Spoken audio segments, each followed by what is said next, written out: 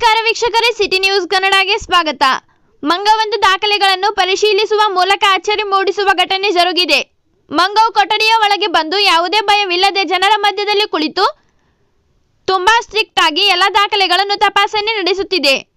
ಈ ಮಂಗನಿಗೆ ತಿನ್ನಲು 2 ಸಾರಿ ಬಾಳೆಹಣ್ಣು ಕೊಟ್ಟರೂ ಸಹ ಮುಲಾಜಿಲ್ಲದೆ ಬಾಳೆಹಣ್ಣನ್ನು ತಿರಸ್ಕಾರ ಮಾಡಿದ್ದು ಯಾವುದೇ ರೀತಿಯ ಹೊಂದಾಣಿಕೆ ಇಲ್ಲವೆಂದು ಸಂದೇಶವನ್ನು ರವಾನಿಸುವ ಮೂಲಕ ಖಡಕ್ ಆಫೀಸರ್ ಆಗಿ ದಾಖಲೆಗಳ ಪರಿಶೀಲನೆಯನ್ನು ಮುಂದುವರಿಸಿದೆ.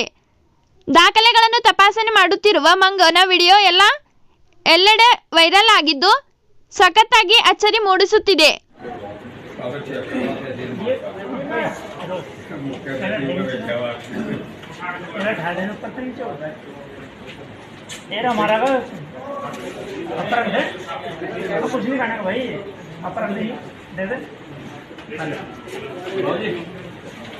इसकी आवश्यकता नहीं है, चलो।